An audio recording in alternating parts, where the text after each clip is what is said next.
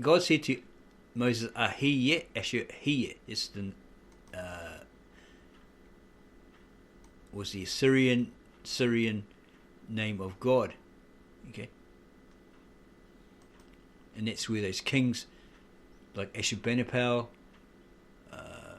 Ashurbaddon, etc., they used that as a title, not saying we are God, we're a God, worship us, I am a God, all that sort of stuff, right? They just used that as the title was given them as a recognition that they were the authority, they were the king, coronated, crowned, whatever, sat on that particular throne in that particular geographical location. Okay, so here's the footnote for that. 3:14, literal Aramaic,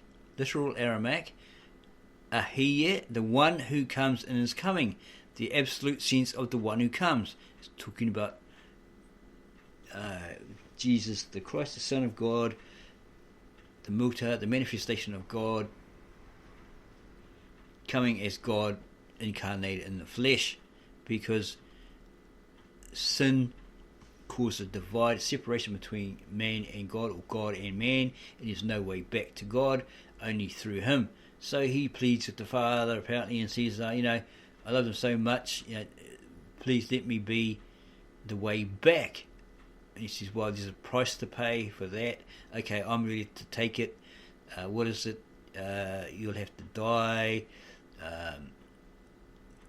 But the good thing is after 3 days you'll be resurrected, you'll ascend, etc., etc.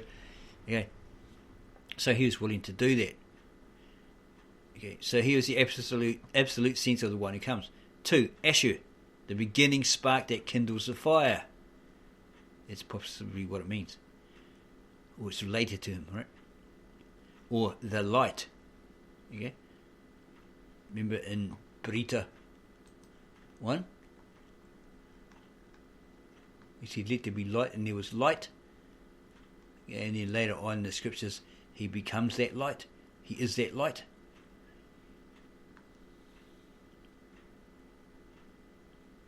He was the spark of humanity, the ensuring fire, the darkness, that lights the darkness, etc., etc. Keep that in mind.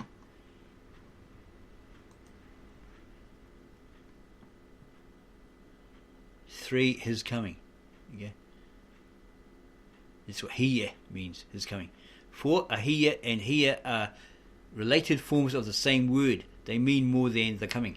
They signify also the eternal presence, the ever-present and never-ceasing intent of the comer to come, i.e. the Son of God, Son of Man, Jesus the Messiah, Jesus the Christ. He had this intention, yeah? It wasn't going to end until he completed it. Like, he wanted to save fallen man, okay? So he wasn't going to cease until he could save as many as he could by coming as God incarnate in the flesh. 5. In the same way, Asher signifies the uncreated creator who creates everything from nothing. So you Jehovah's Witnesses, stop going around saying that he's the begotten Son, that God created him. It has it right here in the original ancient, very old Tab Asheret Aramaic manuscripts, copied by hand by scribes and monks in Urhai, Edessa, now modern Turkey, in 800 BCE, between 800 BCE and 900 BCE. He wasn't created.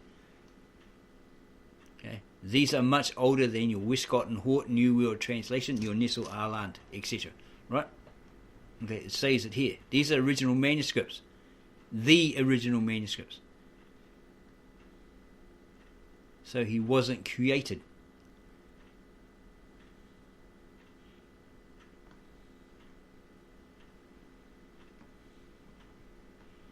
The uncreated creator. See, Asher signifies the uncreated creator who creates everything from nothing.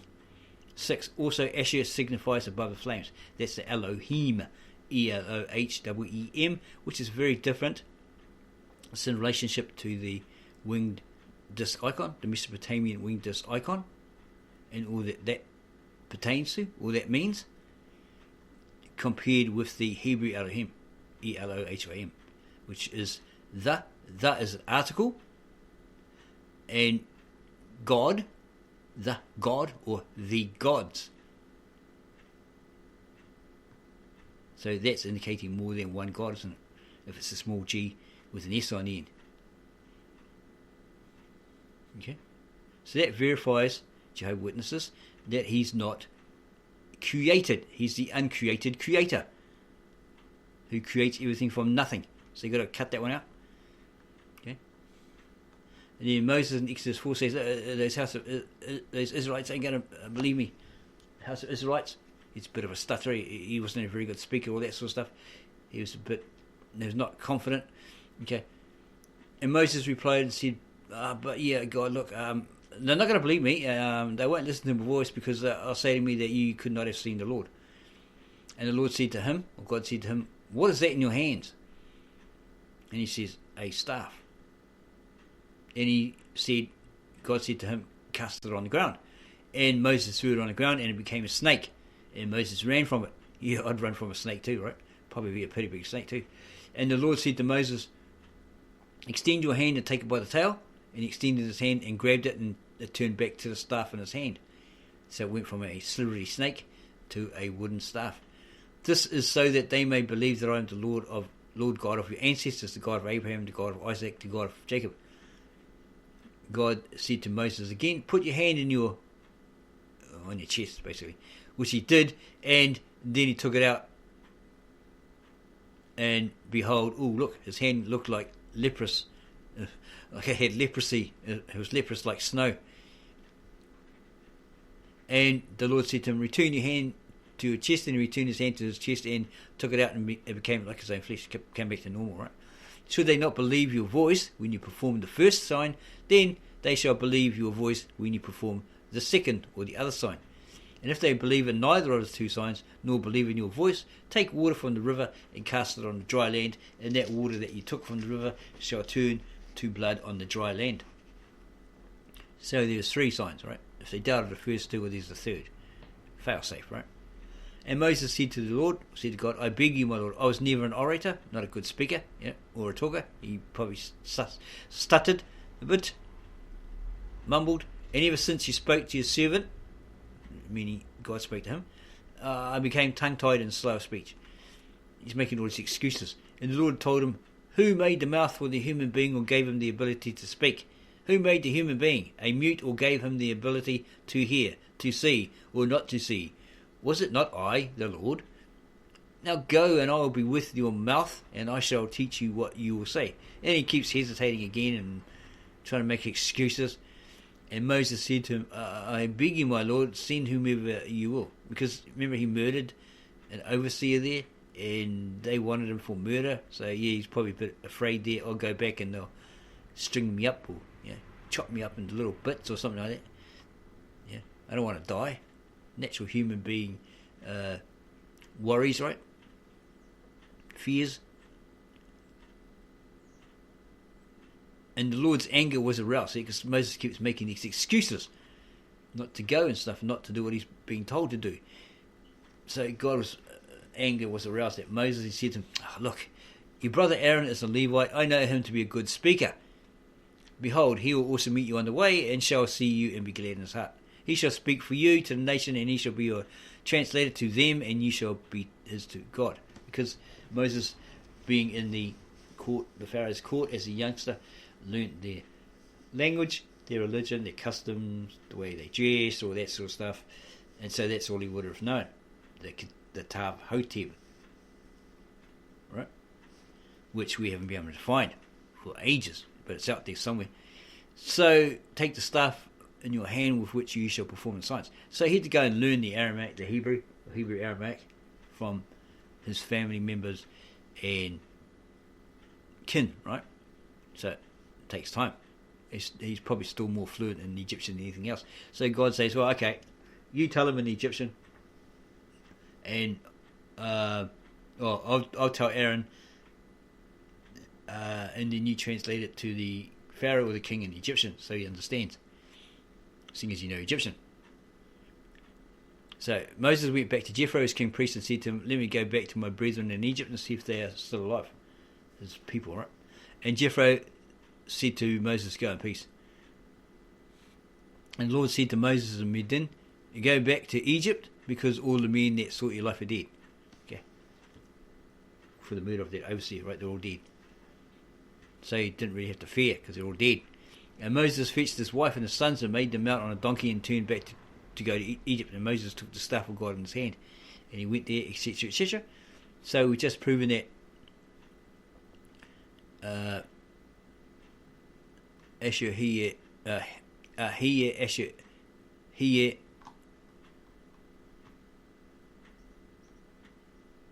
is the Christ. It's Jesus the Messiah. God incarnate.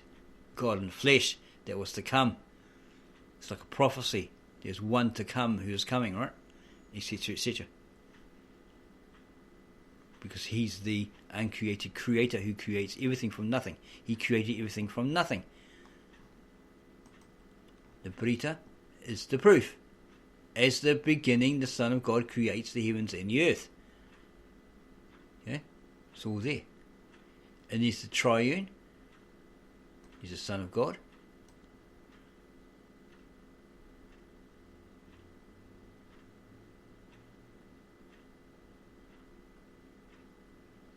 And where's the other one?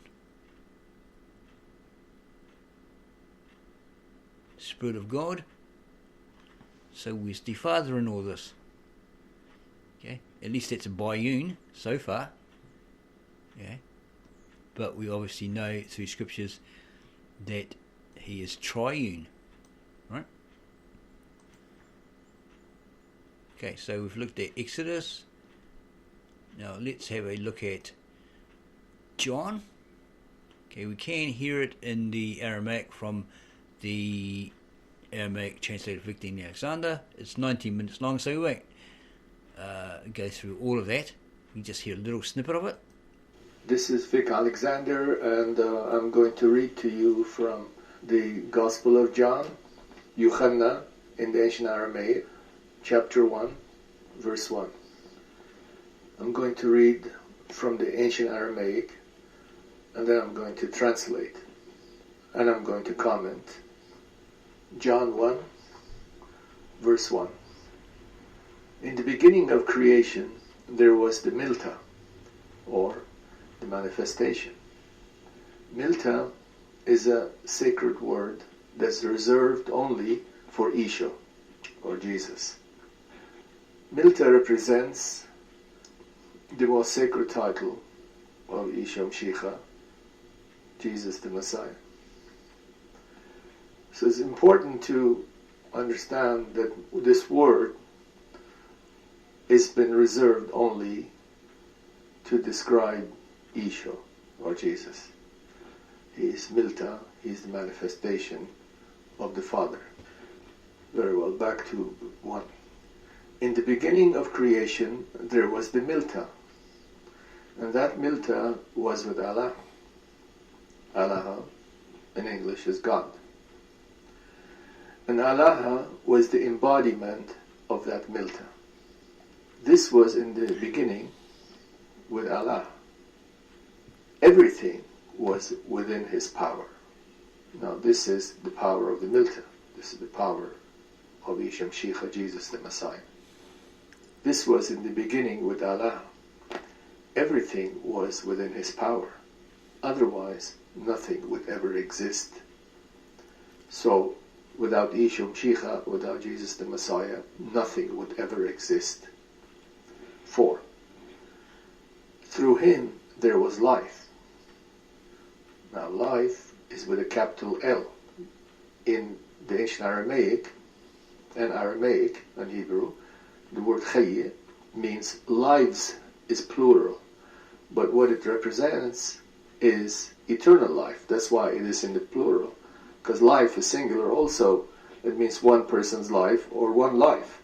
However, when it's lives, then it's was not the life, except he was to testify, because through him there was life.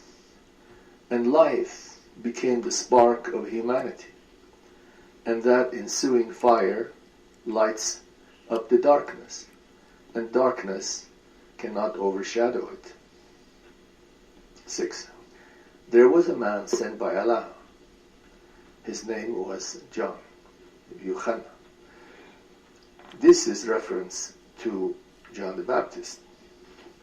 The actual Gospel of John doesn't say the Baptist. However, I have added this in brackets because some people think that this is a reference to Yochanan, to John himself, who's the writer of the Gospel. No, this is a reference to John the Baptist.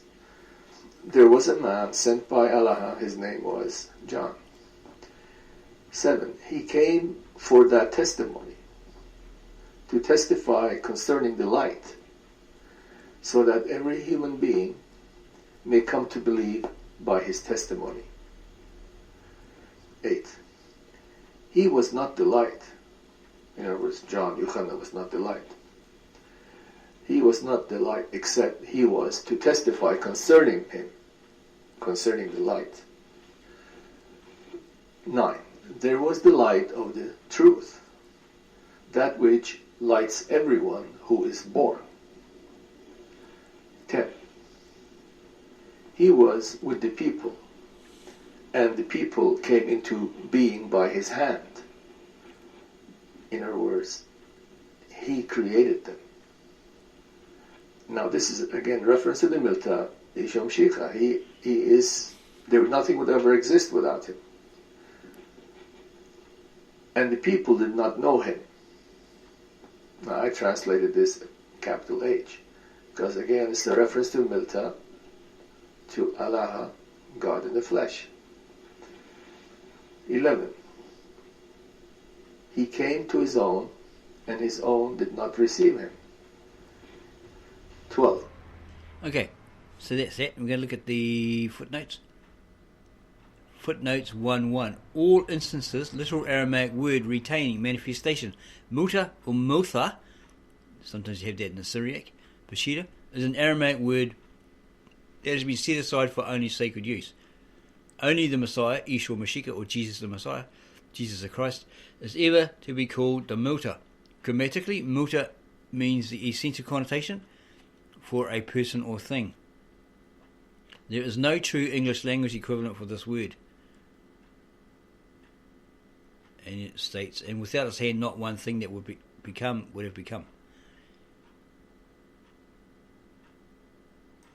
Okay. So compare that with the Brita. In Exodus, that he is Ahiyat Asher Hiyat. Now, Gospel of Matthew 27, 27:35 maybe. Okay, no, 27, Matthew 27, 45 to 49. From the 6th hour, however, there came darkness upon the whole world until the 9th hour. See, people got to understand that the Hebrew Aramaic sense of time was very different to what we know as and understand as time. Okay, 12-hour day, 12-hour night. But their 12:01 afternoon is like early evening. Okay, and it's kind of weird. We have done a video on explaining it, but sometimes we get confused by it. It's something you really have to ponder and do research on, etc., etc. Because it's kind of being an Eastern thing. It's kind of racks your brain sometimes, right? And at the 9th hour, Jesus cried out in a loud voice and said, "El, El." That's the real name of God. It's not El. El was a Canaanite god, a pagan god that was scripted wrong when they went into Canaan and took on their religion, their custom, their traditions, etc., etc. They adopted their pagan god El. Go and look at, go put it in your URL, and you'll come across a Wikipedia page which shows the golden figure of this pagan god El. The true name, because they scripted it wrong, is El.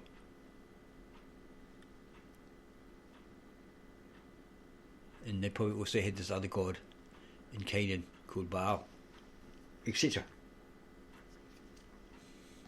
So he cries out, Il, Il, Lamana Shwek Thani. Footnote indication there. Scroll down here to 2746. Okay. 2746, original ancient Aramaic retained. I am. Wherefore have you left me? That's what he's crying out, right? It's the Il there. I am. So in your modern Americanized English versions, when it says my God, that's correct. Il is a title of God. It's correct, my God in the English. Okay. You can use that. Il is a title of God. Is. It has not been translated in English as such, therefore Victor and Alexander used the more acceptable designation I am. Idiomatically or expressive-wise, it means wherefore implies destiny. Shwikthani is the only correct transliteration, and it means left me, in the sense of the purpose for which Jesus was left on the cross. It absolutely does not mean forsaken in this usage. We have come across Christians, street preachers, that says, oh, that's what it means. No, it doesn't. Do you know the Aramaic? No, we don't. So how can you say that that's what it means? Okay, you're assuming that it means my God, why have you forsaken me, when it doesn't. It's second or third generation Arabic transliteration. It does not mean forsaken at all, because God does not forsake. He doesn't forsake anyone. He doesn't forsake his son. And then we have Mark 15:34, which is a very similar verse. And in the 9th hour, Yeshua, or Jesus the Messiah, cried out in a loud voice and said, Il, Lamana Shwikthani. That is, my Allah. Remember Thomas, when Christ walked through the door, and he says, oh, I don't believe that you're him. And he showed him his holes in his wrists, or his hands, from the nails, and his feet, and the cut on the side, from where the spear was jabbed into him, etc. And he says, my God. He said, my Allah, in the Aramaic. My God, and my master. Wherefore did you destine me? His footnote indicated there. Okay. So we'll have a look at that. 1534. 1. Literal Aramaic. This, the verb to be in its sacred connotation. He is, or supreme being, I am. 1534.2, literal Aramaic, Allahi. 1534. 3. Literal Aramaic, Il Lamana Shwikthani. This is the correct transliteration of the original words of Yeshua the Messiah, or Jesus the Messiah, in that original ancient, very old Galilean Aramaic that he spoke. It's a long dead language, but today you probably have the modern vernacular or derivative of it, okay, a modern version of it that people are using today. So this is the correct transliteration of the original words of Yeshua, or Jesus the Messiah. Other transliterations indicate the second and third generation transliterations from Arabic and Greek versions. So if you have a street preacher telling you he said this, Il, or El, Eloi, Allahi, whatever, okay, and it means my God, why have you forsaken me? Tell him, you lying little cockroach. Just be nice. Say, no, you're incorrect there, because it does not mean that. Does not mean that in the Galilean Aramaic that he uttered from the cross. And I say, yes, it does. No, it doesn't. Do you speak it? No, you don't. Okay, and we're getting it from a native-born Aramaic-speaking translator. Yeah, and he's got a few of those dialects in his belt. He knows how to speak many of them. There are people out there say, oh, he's saying it all wrong and all this sort of stuff. Oh, I went to a course, I did a seminar, and I got a certificate. I can speak it better than him. Better than a native-born Aramaic speaker? Yeah, go figure. You're a genius. Okay, so, and Revelations chapter 7 totally blows these people away. These Jehovah Witnesses that say they are the 144,000 and only they're going to get into the kingdom of God. nobody else. In Revelation chapter 7, from the original Galilean Aramaic. And after that I saw, this is John, imprisoned on Patmos Isle for his belief in Yeshua Mashiach, or Jesus Christ. After that I, John, saw 4 angels that stood at the 4 corners of the earth, and they were holding the 4 spirits of the earth. Footnote indicated there. So that no spirit could be found on the earth, and none over the sea or over the trees. So what does that mean? Footnote 7.1. Literal Aramaic idiom retain, also winds, or literal Aramaic idiom retain wind. Literal Aramaic idiom seen. So they're holding back this wind. And I, John, saw another angel, and he ascended. He came down from the east of the sun. Footnote indicator. 7.2. Literal Aramaic idiomatic expression retained. He came from the east.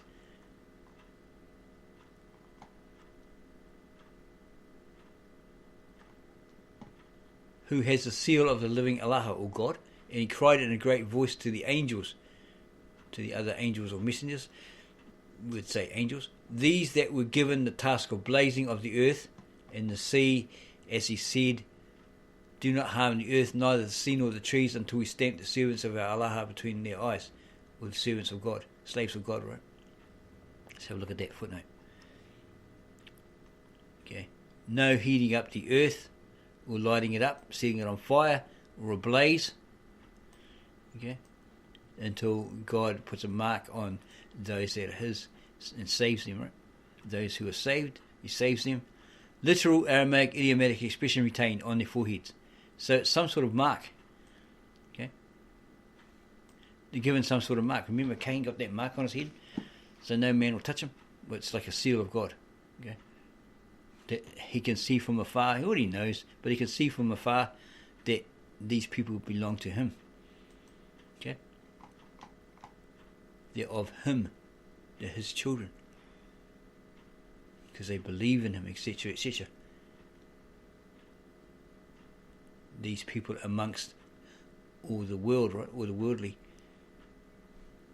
So there was this stamp of the servants or slaves of God between their eyes, between their foreheads.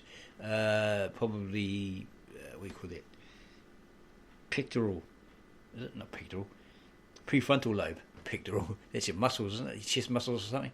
Something like that. And John heard the number of those who were stamped with this mark, right? That was 144,000, stamped from every generation of Israelites. Not Jehovah Witnesses. Okay? Not people on the earth. Okay?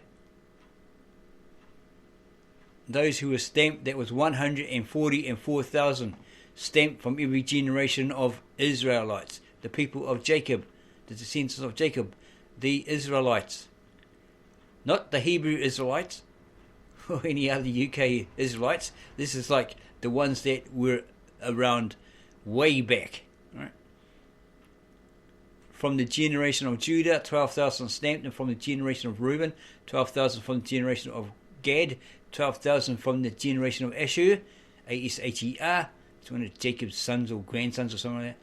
12,000 from the generation of Naphtali, 12,000 from the generation of Manasseh, 12,000 from the generation of Simeon, 12,000 from the generation of Levi, 12,000 from the generation of Issachar, 12,000 from the generation of Zebulun, 12,000 from the generation of Joseph, who was in Egypt, 12,000 from the generation of Benjamin, 12,000. And after these John saw and beheld a great crowd. So that's after these 144,000. Okay, so those are the elect. Okay, those who died then, who passed then, believing in God, having faith, etc. Faithful generations. Then John sees and beholds a great crowd, whose number no human being could count, from every tribe and nation, generation and tongue. Yeah, from the world, right? That stood before the throne and before the Lamb, having been attired in white robes and with fruit-laden palm branches in their hands. Okay, because when you die and you're resurrected, you get this new body, right? And you're dressed in white robes, sign of righteousness, purity, etc., etc., right? You're given a new spiritual body and these new clothes and a crown on your head, right? According to the scriptures. And they're waving fruit-laden palm branches in their hands. Somehow they had fruit on it. We've never known palm branches to have fruit on it. I don't even think they had dates. So they must have put these things on there, right? And crying out in a loud voice, saying, "Salvation to our Allah, or God, to whom sits on the throne, and to the Lamb." Okay, who's at the right hand of the Father, right? This is talking about Yeshua Mashiach, or Jesus the Messiah, the Son of God. And all the angels that stood around the throne, and etc., etc. Hosanna, Hosanna. And there interjected one of the priests and said to John, "These have acquired those with white robes. Who might they be? And from where did they come?" And John told him, "My master, you know best." And he said to John, "These are those who are coming from great tribulation. They have washed their robes, etc., etc., by the blood of the Lamb, and so forth. All the tears we wipe from their eyes won't be hungry anymore, etc., etc." Okay. So after the 144,000, it's the rest of us, by the sounds of it. Okay. Millions and millions and millions of believers.